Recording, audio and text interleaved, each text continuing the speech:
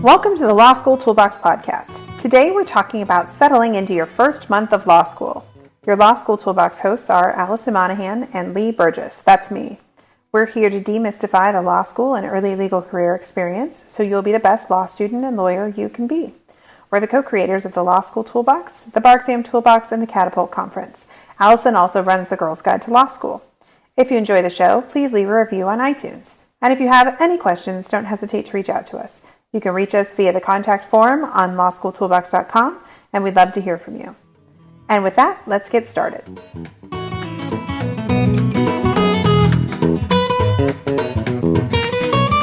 Welcome back. Today, we're chatting about settling into law school after your first month or so of classes. Well, Lee, it seems to me like the first month, maybe 4 or 5 weeks of class can be a really pivotal turning point for a lot of students, especially 1Ls. Why do you think that is? Well, I think after a good 4 or 5 weeks, you are probably getting used to the workload, because I think that's one of the hard things about the beginning of law school is just figuring out how you're going to do all of the work that you have to do, these hours and hours of reading each week.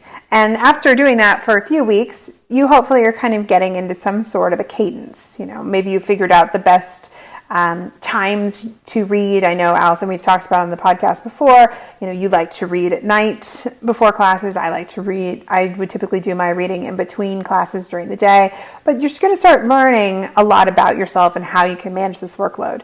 And that's going to give you the opportunity to really streamline your process and be a better law student. But I think you need a few weeks under your belt before you can even make some of those decisions.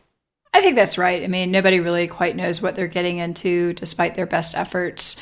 So, 2 weeks into the semester is probably not the time to be making like major life decisions or even, committing to a schedule you're going to commit to for the rest of the semester. You do really need to figure out what's working for you and what's not working for you, particularly around reading.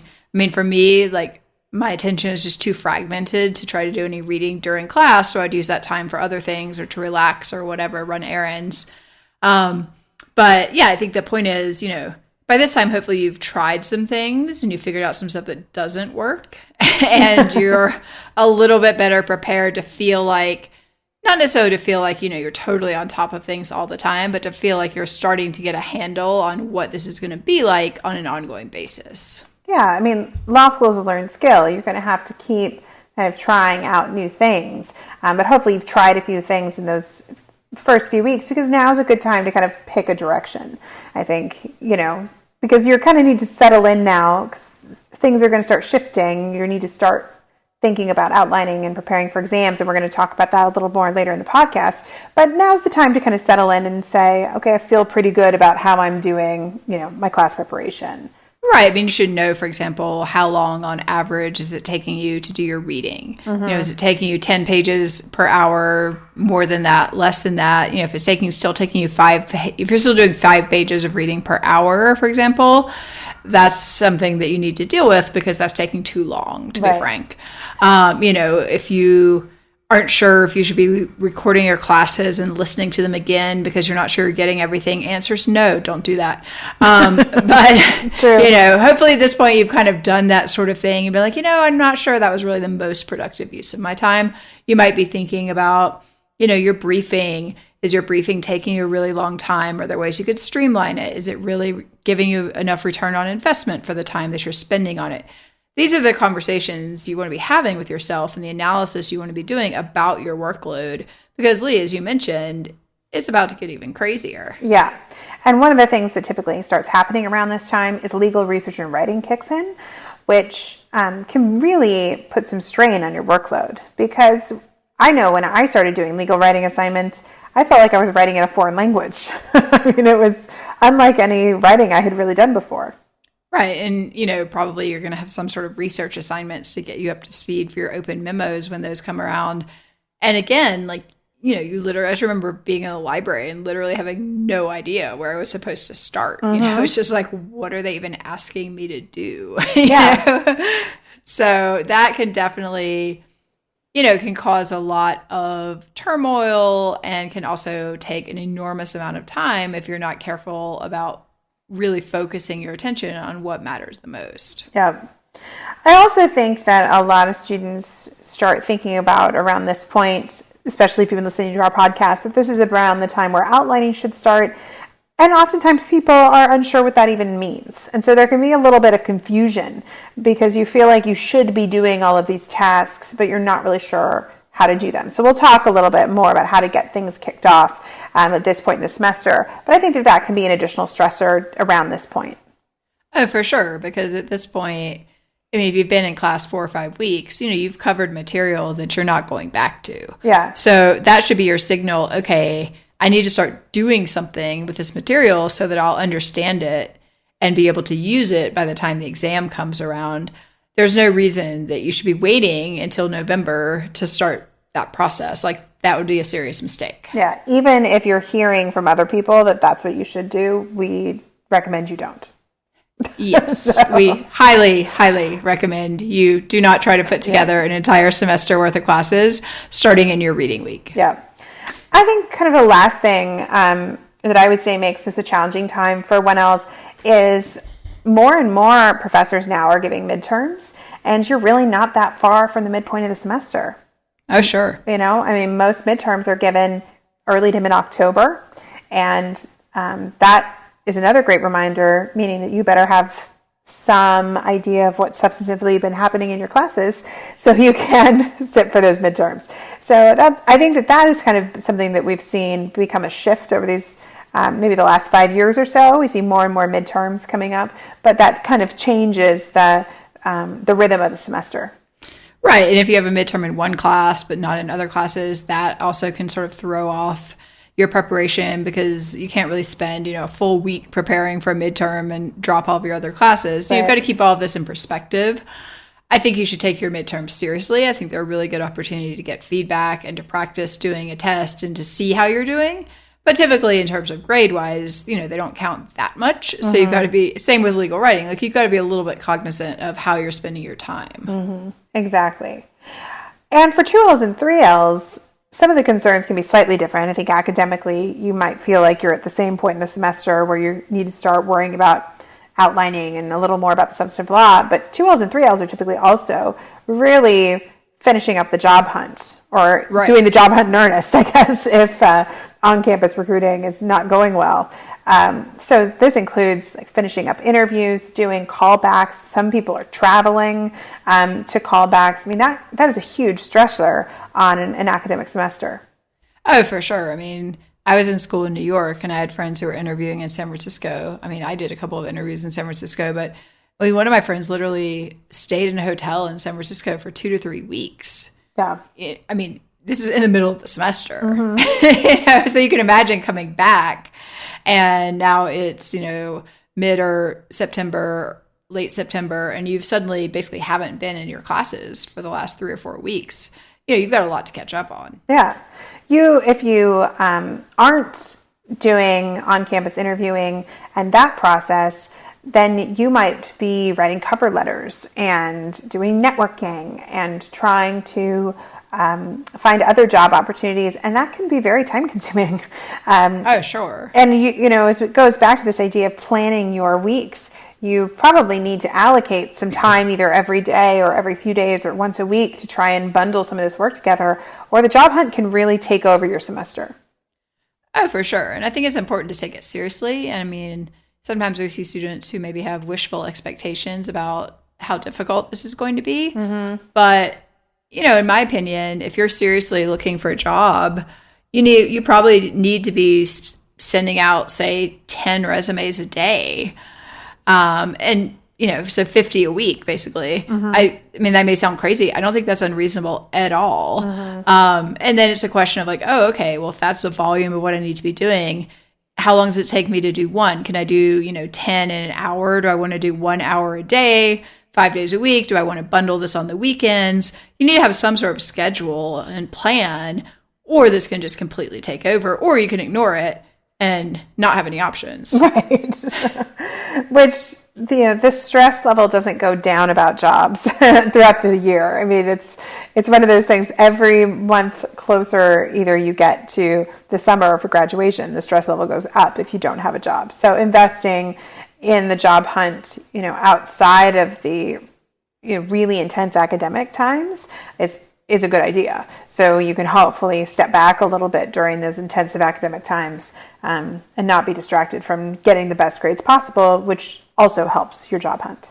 Yeah, I mean, you have to be realistic. You don't want to be trying to send out 100 resumes during the reading week because, you have so much extra time. It's right. like, no, that time is for studying. Yeah. So again, I think people just have to sort of think about what are their highest priorities and what do they need to be doing to make those things happen, and then try to balance as best you can and use the time that you're working to do your work and get things done, and then take a step back and, see your friends or your significant others or whatever in that time.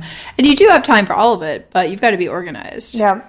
And I think one of the things that can happen with time, your 2L and 3L year as well, is you're typically involved in extracurricular activities in school. Maybe you're on the law review or moot court. You might be president of a club or an officer of a club. You might be doing, a maritime law journal, civil rights law journal, and all of this stuff really starts to add up. I hated law review time. I literally resented every second I spent at the law review office, which I was spending hours a day, several times a week. And that really can eat into the rest of your time. Mm-hmm. And I think it can lead to feelings of a little bit of overwhelm because you think? Yeah, because you just watch the hours, disappear, or, one of your jobs is to get speakers to come for your club, and then you're planning these club events, and then you find yourself, going to a lot of events and eating a lot of pizza, and, just the days kind of slip away. And if you I remember one of the things that happened for me is I used to use kind of my midday break to do a lot of my reading. And the more I got involved on campus, that time just started to disappear because I was going to events at lunch or had meetings or people wanted to do stuff typically during the day when most people are on campus. And then you're like, well, where did all my time go to study? Yeah, well, that's why I just made all mine after dinner. Yeah. I was like, nobody's going to bother me then, probably. Yep. So, everybody's got similar concerns, but I think the 2L and 3L concerns are just slightly different because you typically have a lot more going on. Isn't the whole thing 1L, they scare you to death, 2L, they work you to death, and then 3L, they bore you to death. I think the 2L year, you feel the weight of everything you have going on. Yeah, and everything seems really important. If I don't do this pro bono project, there's no way I'll ever get a job. Mm-hmm. So you've got to, again, take a step back, kind of evaluate, are my expectations reasonable? Is this something I should be spending time on? And really evaluate how things are going. Mm-hmm. So I think this is a great point to pause and talk about how you really take stock and evaluate how things are going. We keep telling people what they should be evaluating. But yeah, I want and everyone's probably listening being like, I don't think it's going that well, but I don't really know why. I mean, I'm doing my best. I'm doing the best I can. And we know you are. I mean, that's the thing. We talk to very few law students who say, I'm really slacking and I am just putting my feet up and I'm not doing any work and I'm not getting good results. Bored. Really bored in law school. Not enough to do. Right. That is not the feeling. The feeling is I'm putting in as much as I can and I'm still not feeling like my work is up to snuff or I'm getting prepared. So we wanted to kind of pull together some suggested kind of self-evaluation questions that you can kind of walk through. You can always check out the transcript if you wanted to go back and reference these, a little easier than re-listening to the podcast. But to just, sit down, maybe take out a journal or something and just think through the different parts of your law school experience. All right, so Allison, where should we start? Well, we've got our coffee, we're ready to go. We're taking our midday coffee break. We're going to evaluate our experience. Well, I think the first thing you have to look at really, because it's kind of foundational for your academics, is how is your class prep going? Mm-hmm. So, are you getting the reading done? How long is it taking you? Do you think that's a reasonable amount of time? Are you retaining the information? If you go to class and it's as if you're a blank slate who's never looked at the cases, that could be an issue. Are your briefs helpful? Are they too long? Are they too short? How long are they taking you? Really, is there anything you would change about kind of your class prep experience? And sometimes I really think folks can get on such a hamster wheel with class prep. And it's just like, I'll just read these cases and then I can be done.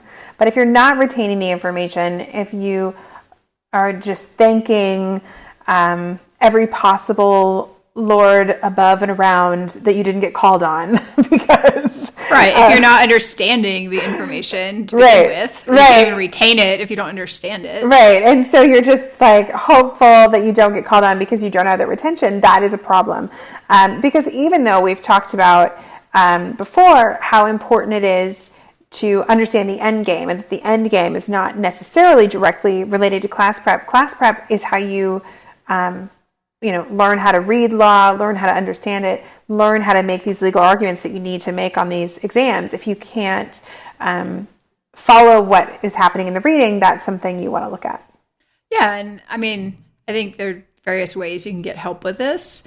I think part of it's just identifying what the problem is. If the problem is that you literally don't understand the vocabulary in the cases you're reading and you still don't know, what sua sponte means, get out your Black Law Dictionary, make some flashcards, do whatever you have to do to get these basic, this basic terminology under your belt so that you do start to understand it more readily. I mean, beyond that, I think if you're having really serious problems with the reading, that's something you got to get outside help on. Absolutely. And it could possibly be even an undiagnosed learning disability. We see students start to have those concerns. And sometimes the difficulty with the reading can be one of the first things that you notice.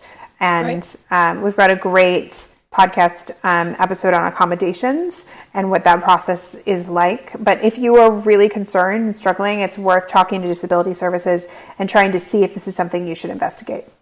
Yeah, absolutely. I mean, I think beyond that, if your school has an academic support system, that's something to tap into sooner rather than later. These are people who are trained to help you, to help you pinpoint the problems. Certainly, they're very simple. You can buy and read in your spare time about how to read cases. But the reality is, there are resources that can help. I mean, we have tutors that can help you. This is part of what they do.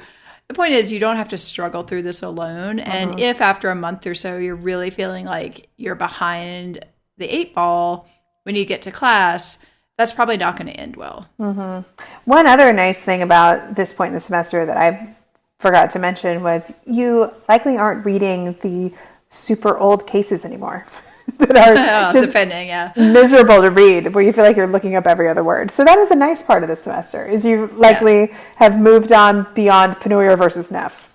Right, although your professor might be giving you more reading because they think that you're getting better at it. Oh, that's true. Okay, way to turn that to a downside. Point being, you got to get the reading under control, and just the option of not doing it is probably not your greatest option. Yep, very true. And then you also have to think about how class time is going. We talked about, are your briefs helpful, but are your class notes helpful? When you're taking... I should have looked at those. Oh, I know, right? It's like you spend all this time taking these class notes. It's a good idea to look at them, not at the end of the semester. If you haven't looked at your class notes by now, it's probably a good idea to go back and see if they make any sense to you. Yeah, that is very important. You also need to make sure that you feel good about how you're following along in class and staying focused. Are you falling into the traps of distraction, like having your computer open and using the internet or chatting with people during class? I think that's it's really important to just make sure that you're not sabotaging class time, because although there may be the professor out there where you feel like class time is not really worth your time, most professors do a pretty good job, and you're paying a lot of money to sit in that class. Literally paying probably $100 to $200 a class. Yeah, so you should... It's kind of sobering. It is sobering. So, shut off your phone and your internet and absorb as much as you can. It's really worth it. Right, and the other thing I think can come into play at this point in the semester, after people have maybe been called on in a couple of classes, is sometimes people start to get really intimidated about the idea of having to speak in class, like maybe it didn't go so well. I think that's something to really try to pay attention to and to get help on if you feel like you need it. I think there's another book, I'll try to find it, about sort of becoming more comfortable talking in class, because you don't want to just be that person who kind of checks out emotionally because you're either afraid or you're just like, I'm over this. I don't like my professor being mean to people. You kind of need to find a way to stay engaged with the material so that you're really getting the most out of it. Yep, I think that's really a good point. So what about your overall study schedule? We talk in our time management podcasts and a lot on our blog that you need to have, like a big picture study schedule for your week where you have class time, reading time, extracurricular activities, and deep work time. So how's it working? Have you thrown it out the window? Do you find that you don't have enough time for things like sleep? Do you find that you don't have time to go grocery shopping? Do you find yourself like drinking so much that you can't work the next day? Right. So it's a really good idea to spend some time looking at that study schedule and realize that if anything, the workload is only going to increase as the semester gets going. So if you look at that and say, wow, I don't have an extra even 30 minutes in this week, it's time to evaluate how you're spending your time. Because you need to find some more time going late into the later part of the semester. Yeah, absolutely. I think this is the time to really pay attention to where your gaps are. If you are devoting 90% of your waking hours to reading for class, but you're not ever doing any sort of work to put this stuff together for yourself, you're not doing any practice hypos, you're not doing any reading of supplements, that's a place where you're like, maybe I need to change that ratio as the semester moves forward. Because otherwise, I'm just literally not going to be prepared for exams. Mm-hmm. Which is the point of the semester. I mean, it's hard to remember that, but you might be 10 to 12 weeks out of exams at this point. Oh, if that, depending on how long your semester is, and that's going to come up pretty quickly. Yeah. So at this point, I think if you're a month into classes, it's you have plenty of options for practicing things. So for example, if you're taking Civ Pro and you started with personal jurisdiction, you're not going to go back to that. You're not going to spend any more time on that. Mm-hmm. So you can definitely pull out a supplement or an examples and explanations and start practicing some personal jurisdiction questions. Like you have to test your knowledge starting now if you're going to be ready to do this on an exam. Not to mention the fact we can pretty much guarantee you personal jurisdiction is going to be on your Civ Pro final. I was a Civ Pro TA. Like it would be a very, very rare test that does not include personal jurisdiction. Yep. It's like one of those slam dunk issues. You pretty much know it's going to be on there. It'd be like going into a criminal law final and being like, I wonder if they're going to test homicide. I wonder if there's going to be a dead body. Yeah, I wonder if somebody's going to die.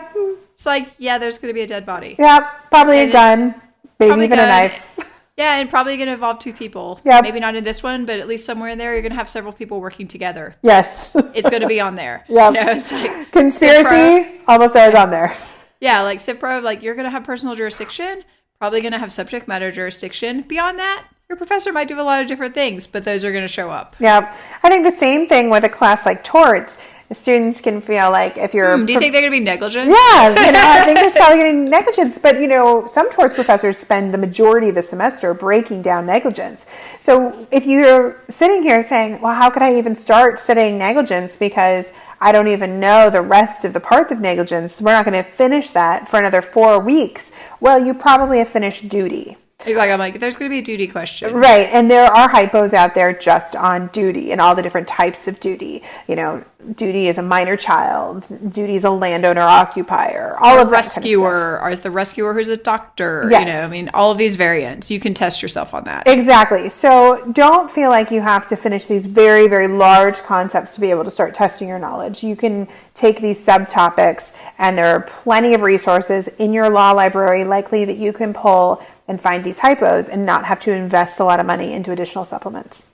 Right. And any supplement is going to have some sort of, usually a lot of times they have like shorter answer questions, which can be a really good way to make sure that you're kind of getting this. Yeah. You don't have to sit down and do a 3-hour exam at this point. That's not realistic. But you can find hypos that you could do in under an hour. And those are going to be super valuable because they're going to allow you to test different parts that you're going to then have to put together on the exam. Yeah. And the next thing I wanted to say was if you are a part of a study group, it's a good time to evaluate that study group. But one of the activities I think that study groups can be very helpful with is finding practice problems. I mean, if you have 5 people in your study group and you decide, okay, everybody bring one hypo to each study session, then you've got 5 hypos each week or however often you guys meet. And I think that is a great use of study time with a study absolutely. group. Like everybody does the hypo on their own time, and then you come back and you compare your results. Right. That's a very effective way to use study group time. Yes. Now, there are a lot of other less effective ways to use your study group time that you need to evaluate if you're doing them. Right, exactly. Because study groups can just become places to vent nervous energy. They can really just cause you to feel more anxious, more nervous because you take on everybody else's stuff. You have to make sure that the activities of the study groups are doing is moving you forward. If not, you should thoughtfully remove yourself from the study group.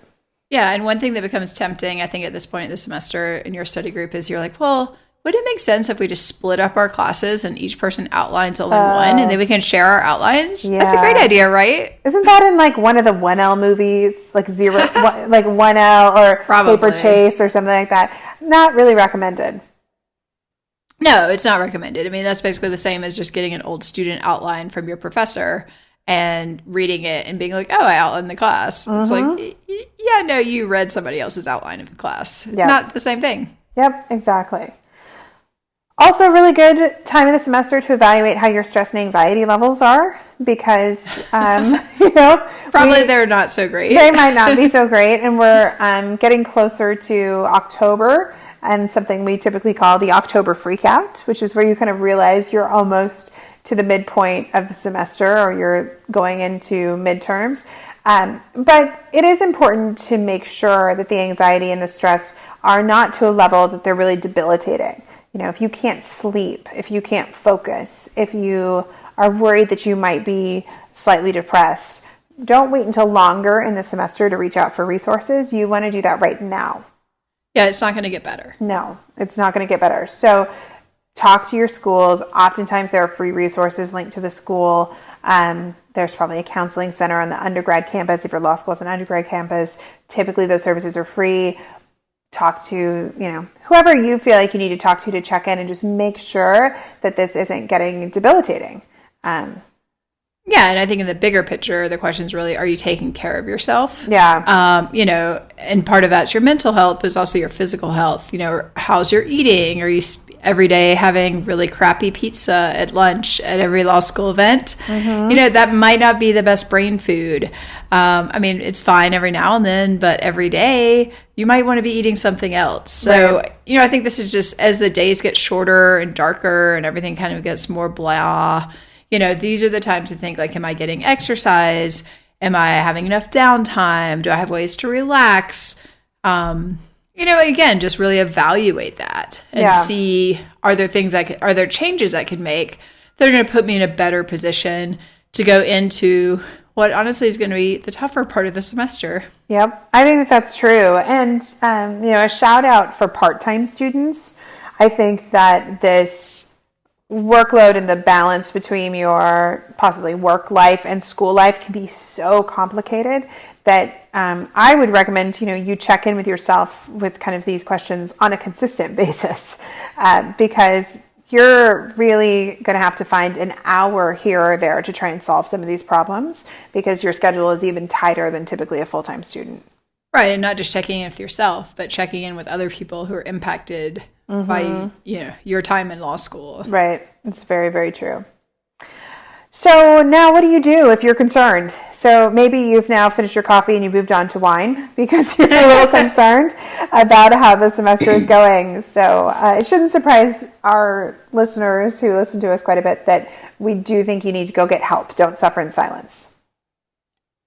Yeah, absolutely. I mean, there are tons of resources. And I think the first step is just acknowledging like, okay, I'm not going to go so far as to say like there's a serious problem, but maybe there's some things I'm slightly concerned about that I could use some improvement. And it doesn't have to be, you don't want to wait until the point where, you're drinking yourself into a stupor every night because you're so stressed out and you can't sleep. That's not the point you want to be at right. When you kind of take a step back and ask for help or, reevaluate what's going on here. So who are some people that people can reach out to? Well, I think your professors can be really great resources. Students oftentimes feel like professors are too intimidating, but some professors are really, really great people in office hours. They really like students. They may want to bond with you. They may want to hear your concerns. They often have a lot of wisdom, having, seen sometimes generations of law students go through this experience. So you don't necessarily want to, share maybe all of life's concerns with every professor, but if you feel like that you have kind of clicked with a professor, I feel like that they can be good people to talk to about questions you might have academically, or questions or concerns you have about, effectively preparing for class, or what they're really looking for when it comes to exam answers and things like that. I think those open dialogues with professors can be really important and helpful. Yeah, absolutely. I agree. I think a lot of them are less intimidating one-on-one. So if you're really intimidated, and we have a whole episode about office hours, but, take a friend, plan what you're going to say. And obviously, you don't want to necessarily dump like all of your personal problems on your professors. It's not really what most of them are looking for, although some of them are totally open to it. I think on a lot of campuses, there are people who are kind of known as resources you can go to. Mm-hmm. I think a lot of these people, some of these people at least, are on Twitter. If you go on Twitter and you search for, I think it's Appellate Twitter, there's some really nice people, who are professors. And, they talk about like, my door is open. You can come and talk to me. Like, this doesn't have to be on the record. You don't have to be my student. Mm-hmm. I think most schools, there are people like that if you kind of look around. Yeah, I think that that's true. So, I probably wouldn't go to like my meanest, scariest professor and be like, I'm so sad. I can't like do anything. And he's going to be like, oh my God, I'm not emotionally equipped to deal with this. but that's on them, not on you. It's true. And you never know, because the most intimidating professor I had in class was one of the nicest, people in office hours. He had this like father persona that he had in office hours, which was really made him a great mentor. So you just don't know until you go and you kind of feel it out. Yeah, and if you try one professor and you start and ask them some academic stuff and you feel like you're not really getting anywhere, that's okay. You're not going to click with everyone. Just try someone else. Like, don't give up. Yeah, agreed. And if your professors aren't working out, try your TAs. Yep. Sometimes your TAs can become really great mentors. They're still students usually. So they might even have some suggestions for managing your time or resources available at the law school. They're not evaluating your work, so maybe you feel a bit safer. But it's also important when you do talk to these professors, remember it's blind grading. So it's not like they're, tracking everything you say in that way. But I think your TAs can be a really great resource if you click with them. Yeah, if nothing else, they're likely to have resources that they have just found out about by being there a year longer. Mm-hmm. So it might be like, like you're really, you'd like to go to a yoga class. Like, here's a good yoga studio that I learned about that has a discounted rate for students, or whatever it is. Mm-hmm.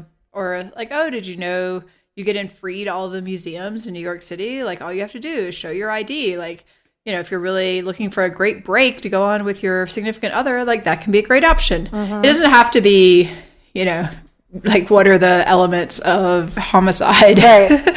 I know one of the nuggets at my school was that the health center, not the health center, but the gym, I guess the sports recreation center, would have like super inexpensive massages for students.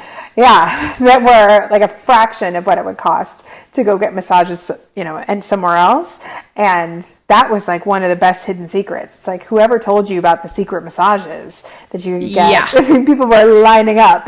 So no, that's serious gold. Yeah, exactly. So nuggets like that, oftentimes that's the wisdom that's kind of passed down from mentor to mentee, and upperclassmen to lowerclassmen.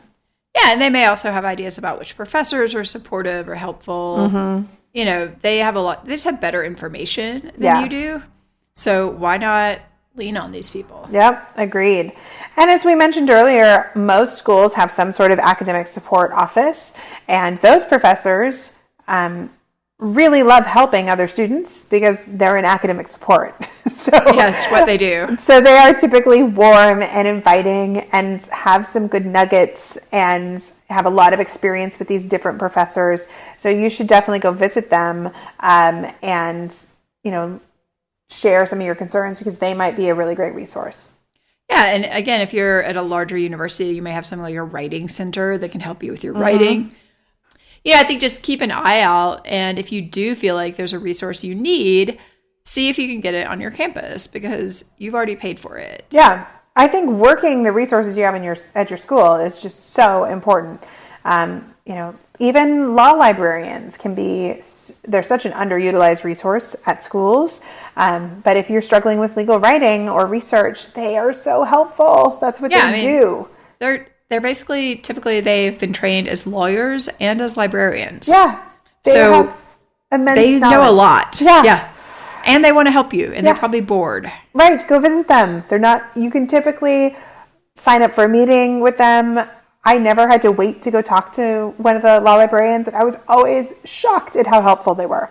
Yeah, and the same thing, they can help you a lot with like Lexis and Westlaw, but also your Lexis Westlaw reps can help. Like you probably have numbers you can call. You don't need to be spending 5 hours trying to craft a query that's not getting you anywhere. Just pick up the phone and call someone and be like, look, I'm trying to do this. This is what I've done. I'm really frustrated. It's not working. Can you help me? And they'll probably be like, yes, try this. Right. The other reason you want to talk to folks at school is there may be free resources available for you that you don't even know. So one of the things we often talk to our tutoring students about are Cali exercises, which most schools you can access for free. They have a lot of multiple choice practice, or they just help kind of quiz you on the substantive law. Many students don't even know these exist until somebody mentions them to you, and it's all free. But if you would really talk to people and make sure you understand what all the resources are, you might save yourself a lot of money, by not buying additional supplements for practice. But also really help yourself academically because the school has paid for the stuff already. So you should use it. Yeah, exactly. Yeah, there are tons and tons of resources. I mean, they can get stuff from other libraries. Like, it's really endless what the library at the law school can do for you. Exactly. It's amazing. It's truly amazing. It is amazing. Make these people your friends. Exactly. And then, of course, we are law school tutors, and we have a team of law school tutors who help students all over the country at all tiers of law school with all these issues we've been talking about at each point in the semester. So if you have concerns and you really want somebody to sit down and, wade through this with you, you can always reach out to us and talk to us more about our tutoring program. Yeah, absolutely. And recently we have introduced job help as well. We have an ex Big Law recruiter on our team who is now available to help you if you're struggling in your job search. So again, if that's something you're interested in, let us know. Yeah. And before we wind up, because we are starting to run out of time, I just wanted to give a shout out to the folks who might be studying for the bar in February. So these are 3Ls who may be graduating in December, or even heard recently that one jurisdiction is now allowing 3Ls to start sitting for the exam early. So even sitting before graduation, which sounds intense, but I could see situations where it would be worth it. I think I had class like 2 days a week my 3L year. I probably should have studied for the bar. But I think it is also wise if you have the bar coming up in February that you do start thinking about it now. Oftentimes your last semester, your course load is a little light. You might be doing clinics or an externship. You might be taking classes pass-fail or just paper classes. And if you have concerns about the bar, if you have struggled academically in the past, if you struggle with multiple choice, if you struggled with the LSAT, I wouldn't wait until bar prep starts, which is typically in December, to really kick it into gear. There are a lot of things you can do. So I think the performance test portion, most jurisdictions have some form of a performance test, is a great thing to start because you don't need to know any law to practice that. Right. So you can get access to those questions or sign up for a course. Like we have a Writing of the Week course where you can do some facilitated practice. But the reality is there is a lot of opportunity to start getting comfortable with parts of the test. The multi-state performance test is half of the writing on the UBE. So if you worked on that, you would have half of the writing section down before you even started studying for the exam, which is pretty amazing when you start to think about it. So I think that's a very good use of time. The other thing that you may want to consider is if multiple choice has been something that has plagued you in the past, there are resources that you can purchase now and get access to between now and the bar. So we like Adapt-A-Bar. We have talked about them on the podcast before, and they have given students access. If you buy it now, you get it from now until February. So when you have some quote-unquote downtime, you could be doing multiple choice practice. Boy, that sounds so fun. I know, it is so fun. But, most people want to do thousands of questions of multiple choice practice to get ready for the bar. And if you just do an hour of questions a week, that really starts to add up over the next 10 weeks. And that's going to, be a huge chunk of the studying that you need to do to get comfortable with this part of the test. So just things you want to consider thinking forward to give yourself the highest likelihood of passing.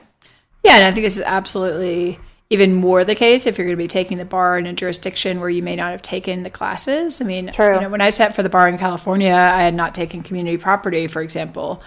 And that's a large subject area to get up to speed on in just a few days. Yeah. Which is kind of like the normal, 0 to 60 within a couple of days in a normal bar prep process.